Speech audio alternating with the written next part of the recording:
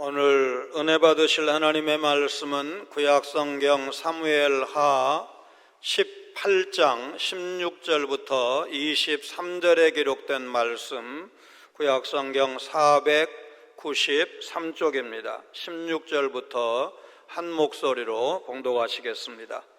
요압이 나팔을 불어 백성들에게 그치게 하니 그들이 이스라엘을 추격하지 아니하고 돌아오니라. 그들이 압살롬을 옮겨다가 숲풀 가운데 큰 구멍에 그를 던지고 그 위에 매우 큰 돌무더기를 쌓으니라. 온 이스라엘 무리가 각기 장막으로 도망하니라. 압살롬이 살았을 때에 자기를 위하여 한 비석을 마련하여 세웠으니 이는 그가 자기 이름을 전할 아들이 내게 없다고 말하였음이더라. 그러므로 자기 이름을 기념하여 그 비석에 이름을 붙였으며 그 비석이 왕의 골짜기에 있고 이제까지 그것을 압살롬의 기념비라 일컫더라. 사독의 아들 아히마아스가 이르되 청하건대 내가 빨리 왕에게 가서 여호와께서 왕의 원수 갚아주신 소식을 전하게 하소서. 요압이 그에게 이르되 너는 오늘 소식을 전하는 자가 되지 말고 다른 날에 전할 것이니라. 왕의 아들이 죽었나니 내가 오늘 소식을 전하지 못하리라 하고, 요압이 구스 사람에게 이르되 네가 가서 본 것을 왕께 아뢰라 하매 구스 사람이 요압에게 절하고 다름질하여 가니 사독의 아들 아히마아스가 다시 요압에게 이르되 청하건대 아무쪼록 내가 또한 구스 사람의 뒤를 따라 달려가게 하소서 하니 요압이 이르되 내 아들아 너는 왜 달려가려 하느냐. 이 소식으로 말미암아서는 너는 상을 받지 못하리라 하되 그가 한사코 달려가겠노라 하는지라. 요압이 이르되 그리하라 하니 아히마아스가 들길로 다름질하여 구스 사람보다 앞질러 가니라. 아멘. 청출어람이라는 말은 쪽에서 나온 물감이 쪽보다 더 푸르다, 제자가 스승보다 뛰어날 때를 설명하는 말입니다. 작년에 조순 전 서울시장이 죽었을 때 조순학파라는 말이 텔레비전 뉴스와 신문의 부고 기사에 많이 회자되었습니다. 정운찬 전 국무총리를 필두로 김중수 전 한국은행 총재, 박세일 전 서울대학교 교수 등이 대표적인 그분의 제자로 꼽혔습니다. 이보다 먼저 개발 경제 시대인 박정희, 전두환, 노태우 대통령 시절 한국 경제 발전에 이바지했던 학자 그룹은 서강대학 교수들이 많아서 서강학파라고 명명을 했습니다. 남도구 전 국무총리와 이승윤, 김만재 전 부총리 등을 1세대로, 김종인 국민의힘 전 비대위원장과 김덕중 전 교육부 장관 등을 2세대로, 대통령의 경제교사라는 별칭으로 불리는 김광두 교수 등을 3세대 서강학파로 분류한 기사를 읽은 적이 있습니다. 과연 제자가 스승보다 더 뛰어난 건지는 제가 판단하기 쉽지 않지만 우리 경제가 많이 성장한 것에서 답을 찾을 수 있지 않을까, 이제 그런 생각을 해봤습니다. 그런가 하면 대대로 아버지가 아들에게 전한다는 뜻의 부전자전이라는 말이 있습니다. 다윗 가정의 경우 암논과 압살롬은 부전자전에 실패한 경우라고 봐야 할 것입니다. 속도보다 중요한 것이 방향이다, 그런 말이 있는데 압살롬은 방향이 잘못된 인생을 살았습니다. 권력을 잡기 위해 수단과 방법을 가리지 않고 달려갔지만 방향이 잘못되었기에 비참한 최후를 맞이한 것입니다. 자신의 이름을 내기 위해 만든 비석은 그의 이름이 수치스러운 이름이라는 것을 후대에 알리는 비석이 되고 말았습니다. 우리가 긴 시간 살펴본 대로 다윗은 그 인생의 풍파, 우여곡절이 많았음에도 불구하고 말씀과 기도의 사람이었고 시편 150편 중 거의 절반 가까이 남긴 시, 그리고 음악을 즐긴 사람으로 정리할 수가 있는데 그 아들 암논과 압살롬에게서는 그런 흔적을 찾을 수가 없습니다. 그러고 보면 이 급변하는 세태에서 조상 대대로 지켜오는 좋은 신앙 전통을 물려주고 물려받기만 해도 일단 성공이라고 봐야 합니다. 특히 우리가 믿는 성경에서 말하는 기독교 신앙을 제대로 물려주고 자녀들이 그걸 계승해서 더 크게 발전한다면 얼마나 좋을까? 그런데 자녀들에게 물려주되 아들, 딸이 아버지, 어머니 그 조상보다 더 뛰어난 믿음의 일꾼이 된다면 얼마나 좋을까? 여러분, 낙관적입니까? 만만치 않다는 걸 우리가 모두 알고 있습니다. 이겨도 기쁘지 않은 싸움, 바로 사랑하는 사람과의 싸움입니다. 사랑하는 사람과의 싸움은 이겨도 치는, 후유증이 커서 사실상 승자 없는 싸움, 심하면 패자밖에 없는 싸움이라고 보는 것이 맞을 것입니다. 부부싸움에서 이겨 이전보다 더 행복해지셨습니까? 아니면 가정이 더 화목해지셨습니까? 다윗과 압살롬 부자 간의 전쟁은 승패를 떠나 다윗의 인생에서, 그리고 이스라엘 역사상 가장 수치스럽고 무의미한 전쟁으로 기록될 것입니다. 강한 물살에 뚝이 무너지는 것을 막을 수가 없듯이 그 어떤 것도 복음 전파를 막을 수는 없습니다.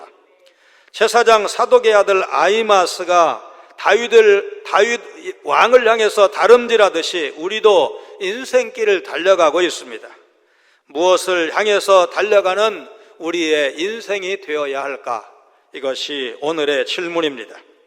전쟁터에서 잔뼈가 굵은 요압은 바알란의 우두머리인 압살롬을 제거하지 않으면 동족 간의 전쟁이 쉽게 끝나지 않을 것이라는 사실을 누구보다도 잘 알고 있었습니다. 전쟁이 오래 계속되면 지난 시간 이제 압살롬 군대가 그날에만 2만 명이나 죽었다고 한 것 같이 이제 계속해서 죽어 나갈 것이라는 사실도 잘 알고 있었습니다. 그래서 그는 어떻게든 압살롬을 제거해야 했습니다. 그런데 압살롬이 긴 머리털 때문에 상수리나무에 매달리는 바람에 요압 장군은 그를 생각보다 쉽게 죽일 수가 있었습니다. 요압은 압살롬을 죽여서는 안 된다는 다윗 왕의 명령보다 더 중요한 것이 동족 간의 전쟁을 빨리 끝내는 것이라고 생각을 했을 것입니다. 그래서 그는 기회가 왔을 때 조금도 주저하지 않고 단호하게 압살롬을 죽인 것입니다. 마침내 압살롬이 죽자 요압은 더 이상의 희생을 막기 위해서 신속하게 전쟁을 종결시키는데, 그래서 종전을 알리는 나팔을 불게 한 것입니다. 나팔 소리를 들은 다윗의 군대는 더 이상 압살롬의 잔당들을 추격하지 않고 진영으로 돌아왔습니다. 요압의 병사들은 죽은 압살롬의 죽음을 숲속 깊은 구덩이에 던지고 그 구덩이 위에다가 큰 돌 무더기를 쌓았습니다. 일반적인 무덤으로 볼 수도 있지만 부모의 말을 거역하는 패륜하는 돌로 쳐서 죽이라는 신명기 21장 21절에 기록된 율법의 말씀을 고려할 때 압살롬의 죽음에 대한 부정적인 평가를 저 무덤이 보여주고 있습니다. 정통파 유대인은 지금도 압살롬의 무덤 곁을 지날 때 침을 뱉고 지나간다고 합니다. 거의 3,000년이 지났는데도 불구하고 이스라엘 사람들이 이 역사적인 사건을 기억하고 있는 것입니다.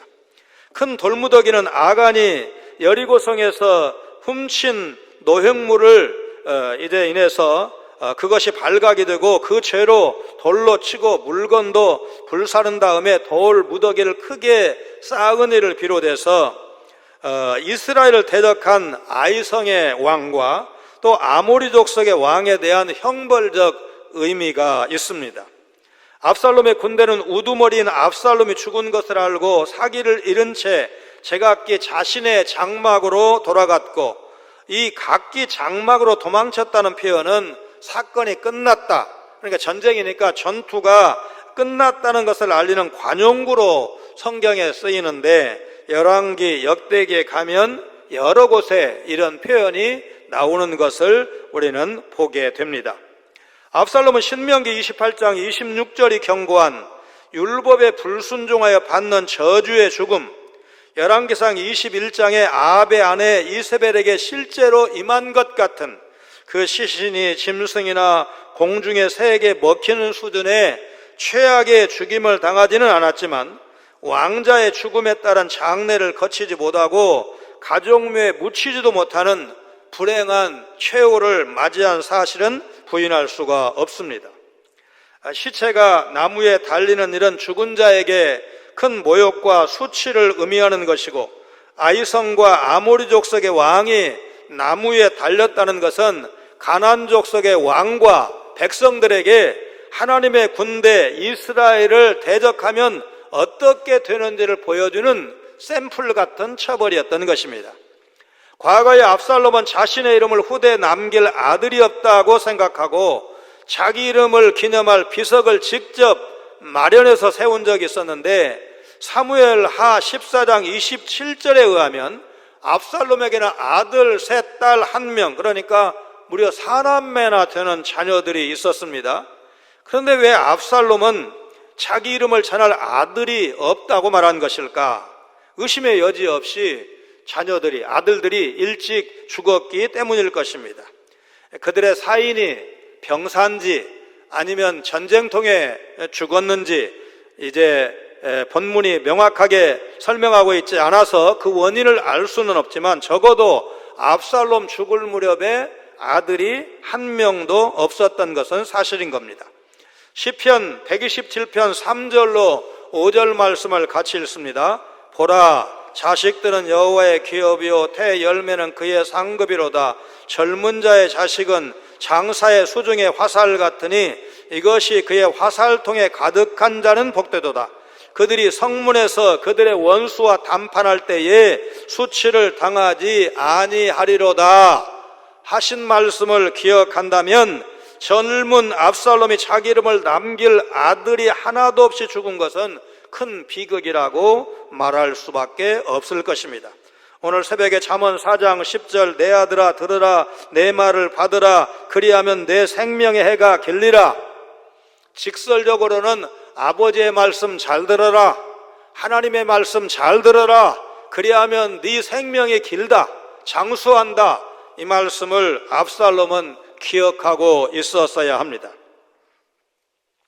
압살롬은 죽기 전에 사회 골짜기로도 알려진 왕의 골짜기에 자신의 이름을 담은 돌기둥을 세웠습니다.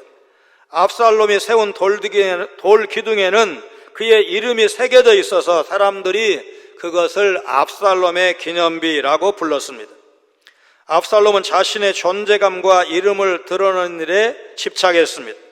아마도 이복 형제 간의 치열한 권력 투쟁 때문에 스스로 자신을 보호하지 않으면 안 되는 상황에 영향을 받았을 수도 있고, 또 아버지로부터 인정받지 못한 그 결핍을 메우기 위해서 더 노력했는지도 모릅니다. 그래서 스스로 왕이 되겠다고 나섰고 하나님 없이 자기의 힘으로 자기 이름을 내려고 했던 것입니다. 그러나 그런 노력 때문에 오히려 그는 더 수치스러운 죽음을 맞이하게 되었습니다. 우리는 먼저 하나님께 인정받는 일꾼이 되는 일에 힘써야 합니다. 가장 좋은 방법은 하나님을 높이고 하나님의 말씀에 순종하는 것입니다. 그렇게 되면 결국 하나님께서 우리를 높여주십니다. 하나님에 의해서 우리 이름이 하늘의 별처럼 빛나는 것이 진짜 복입니다. 다니엘서 12장 3절에 지혜 있는 자는 궁창에 빛과 같이 빛날 것이요 많은 사람을 옳은 대로 돌아오게 한 자는 별과 같이 영원토록 빛나리라. 영원토록 빛나는 이름을 갖기를 원한다면 많은 사람을 옳은 대로 돌아오게 하라. 복음을 증거하라는 것입니다. 여러분, 하나님의 심판을 막을 수 있는 자가 있습니까? 하나님은 압살롬처럼 하나님 나라를 대적하는 사탄을 심판하기로 작정하셨습니다. 사탄이 감히 하나님께 도전했지만 그건 피조물이 창조주 하나님께 도전하는 일이기 때문에 이길래야 이길 수가 없는 무모한 도전인 것입니다. 사탄은 천국 백성을 유혹해서 자신의 소유로 삼으려고 합니다. 하나님께서 그런 사탄을 그냥 두시거나 심판하지 않으실 리가 없습니다. 예수님께서 이 땅에 오심으로 사탄은 이미 철퇴를 맞았습니다. 예수께서 이 땅에 다시 오시는 재림의 그날에 심판은 지옥 불구덩이에 던져질 것입니다. 요한계시록 20장 10절 말씀 같이 읽습니다. 또 그들을 미혹하는 마귀가 불과 유황못에 던져지니 거기는 그 짐승과 거짓 선지자도 있어 세세토록 밤낮 괴로움을 받으리라. 지금도 사탄이 공중 권세 잡은 자라고 묘사하고 있어서 말하자면 이 세상을 주름잡는 것처럼 보이지만 그것은 최후의 발악일 뿐입니다. 여러분, 사탄이 역사하는 것을 보더라도 너무 두려워하지 않으시기를 바랍니다. 이제 곧 영원한 심판과 승리의 날이 올 것이기 때문입니다. 요한계시록 20장 13절로 15절 말씀 같이 읽습니다. 바다가 그 가운데서 죽은 자들을 내주고 또 사망과 음부도 그 가운데서 죽은 자들을 내주매 각 사람이 자기의 행위대로 심판을 받고 사망과 음부도 불못에 던져지니 이것은 둘째 사망 곧 불못이라. 누구든지 생명책에 기록되지 못한 자는 불못에 던져지더라. 압살롬이 죽고 전쟁이 종결되자 제사장 사독의 아들 아히마스는 속히 다윗 왕에게 달려가서 승전 소식, 여호와께서 왕의 원수를 갚아주셨다는 기쁜 소식을 전하게 해달라고 사령관 요압에게 청하지만 요압은 그를 만류합니다. 비록 다윗의 군대가 전쟁에서 이기기는 했지만 다윗의 아들 압살롬이 그 전투에서 죽었기 때문입니다. 그래서 요압은 20절에 아히마스에게 다른 날이면 몰라도 적어도 이날만은 승전 소식을 왕에게 전한다고 해도 좋을 것이 하나도 없다는 말로 그의 요청을 물리칩니다. 아히마스의 청을 거절한 요압은 아히마스 대신 구스 사람 한 사람을 선택해서 압살롬의 죽음을 비롯한 전쟁 소식을 왕에게 전하게 합니다. 그 구스 사람은 돈을 벌기 위해서 용병으로 왔거나 전쟁 포로로 잡혀온 사람일 것입니다.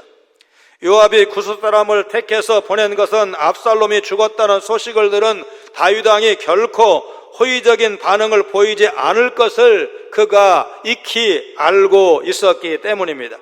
요압의 명을 받은 그는 요압에게 절한 다음 다윗이 있는 임시 수도 마하나임을 향해서 달려갔습니다. 그 누구도 그 무엇도 복음 전파를 막을 수는 없습니다. 전부터 예루살렘에서 압살롬 곁을 지키는 후세와 피난간 다윗 왕 사이에서 중간 역할을 한 적이 있는 아히마스는 다윗 왕에게 빨리 달려가서 승전보를 전하게 해달라고 요압에게 청했고 요압은 네가 오늘 소식을 전하지 못하리라 단호하게 거절했습니다. 요압은 사울과 이스보셋의 전사 소식을 알린 자들이 목숨을 잃었던 일을 잊지 않았을 것입니다. 그러나 아히마스가 전하고자 한 소식은 단순한 전황 보고가 아니라 승전보였습니다. 하나님은 그분의 백성을 구원하시고 이스라엘을 회복시켜 주셨습니다. 하나님께서 사탄을 멸하시고 의와 영생을 선물로 주셨다는 소식을 듣지 못한 채 두려움에 떨고 있는 자들이 지금 우리 주위에는 얼마든지 있습니다. 하나님은 모든 사람이 구원받기를 원하신다. 디모데전서 2장 4절이 증언하고 있습니다. 우리 같이 읽습니다. 하나님은 모든 사람이 구원을 받으며 진리를 아는 데 이르기를 원하시느니라. 여러분 믿으시기를 바랍니다. 그런데 만일 모든 사람이 구원받는 것이 하나님의 뜻이라면 왜 실제로 모든 사람이 교회에 나오지 않을까, 구원받지 못했을까, 그렇게 질문하고 싶을 것입니다. 어떤 분들은 요한복음 3장 16절 말씀처럼 하나님은 세상을 사랑하셨지만 창세전의 선택과 예정에 따라 그중 일부 사람만 부르셨다고 말합니다. 에베소 1장 4절 5절과 로마서 9장 15절 16절을 차례로 읽습니다.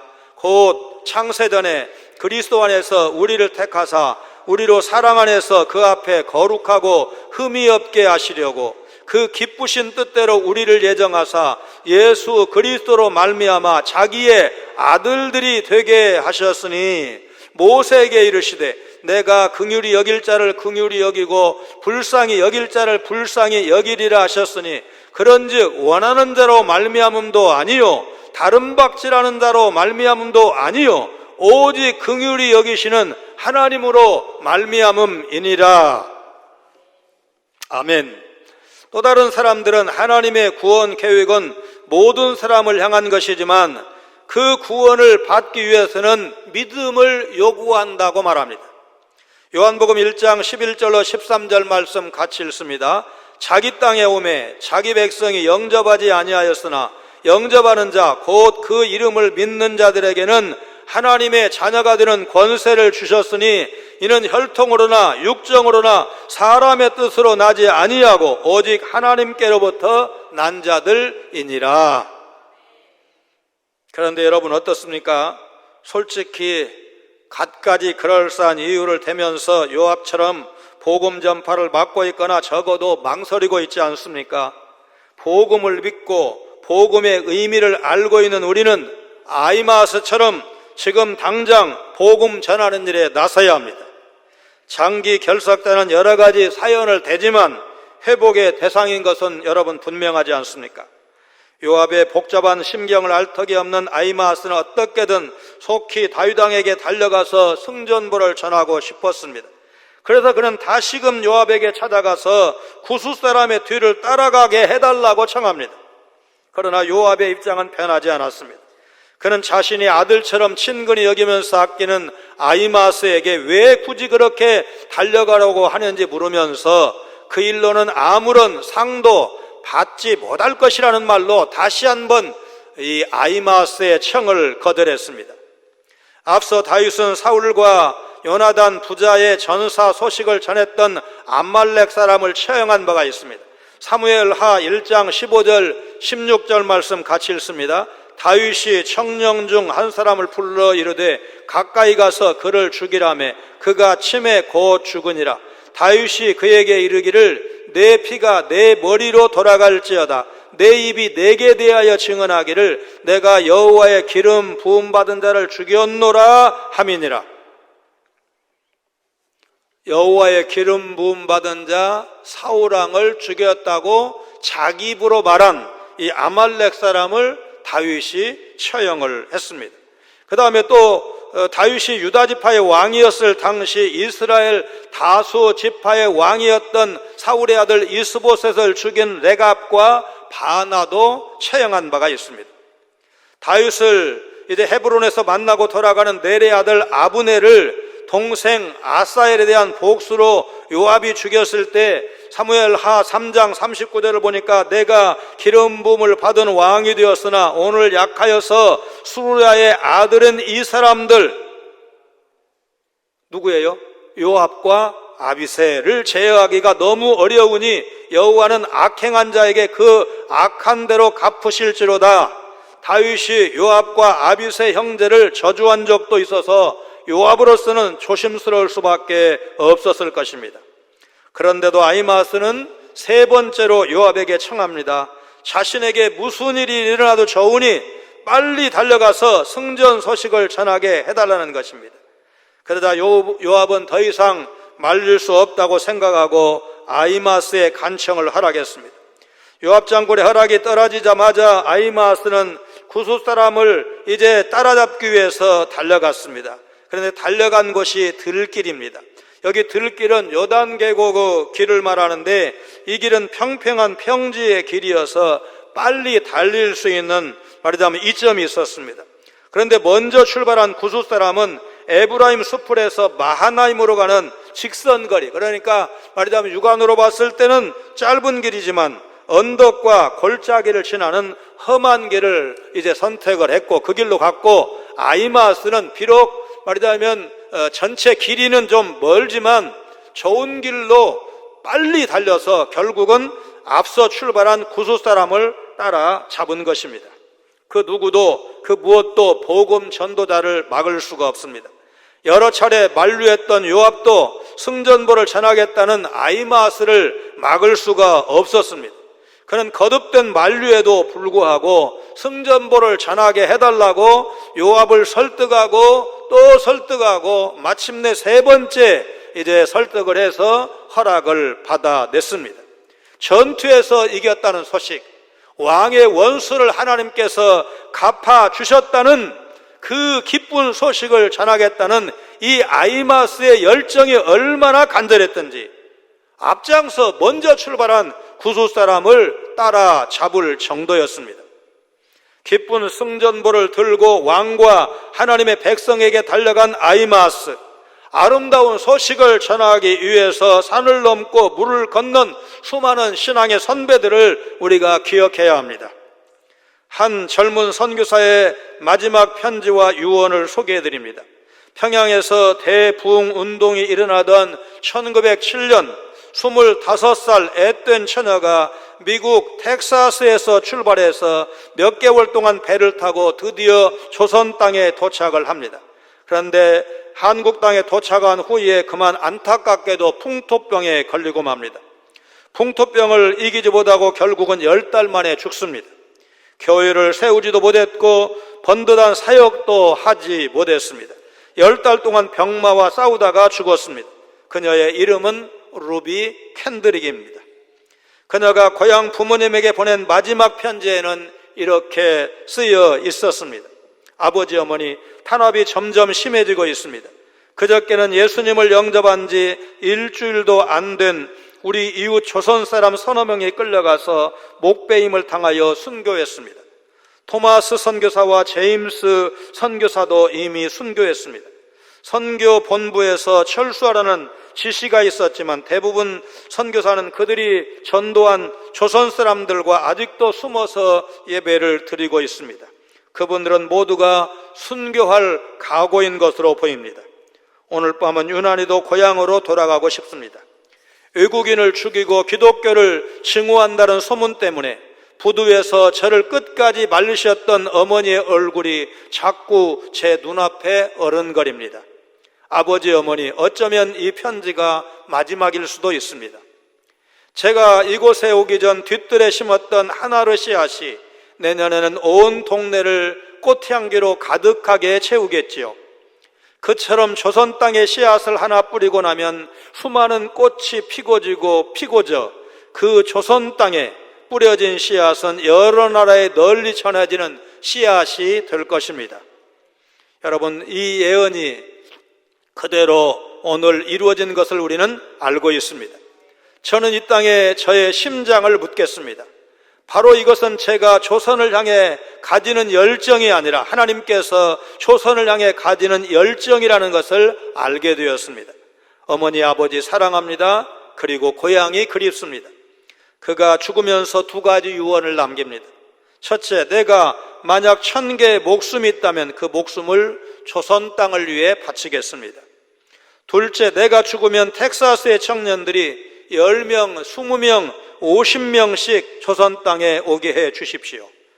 그렇게 기도하고 그녀는 천국으로 갔습니다. 예수 그리스도의 십자가 복음이 얼마나 크고 놀라운지를 안다면 그 복음을 전하지 않을 수가 없는 것입니다. 사람들이 핍박하고 그 무엇이 방해할지라도 멈출 수가 없습니다. 이제는 우리 차례입니다. 루비 캔드릭 선교사처럼 아무런 보상이 없고 모진 고난만 있을지라도 우리는 복음을 들고 나가야 합니다. 복음이 무엇인가? 그 맛을 본 사람은 절대로 적당히 살 수가 없습니다. 모든 사람이 구원받기를 원하시는 하나님의 마음을 확실히 알았다면 복음을 들고 나가야 합니다. 예수 그리스도의 복음은 어떤 장애물이 있어도 땅끝까지 전파될 것입니다. 그리고 이 복음은 다른 사람이 아닌 오늘 여러분과 저를 통해서 더 많은 지역, 더 많은 사람에게 전파될 것입니다. 디모데후서 4장 2절 말씀 같이 읽습니다. 너는 말씀을 전파하라. 때를 얻든지 못 얻든지 항상 힘쓰라. 범사의 오래 참음과 가르침으로 경책하며 경계하며 권하라. 운전하면서 가장 중요한 것은 목적지를 바로 설정하는 것이라는 것을 우리가 늘 경험하고 있습니다. 목적지 자체를 잘못 설정하게 된다면 여러분 그 여행은 망치는 것입니다. 압살롬은 자신의 이름을 내려는 잘못된 목적지를 향해 열정적으로 달려갔고 그 결과는 비참하기 짝이 없었습니다. 성도는 순수하고 선한 마음으로 하나님이 주신 삶을 살아내야 합니다.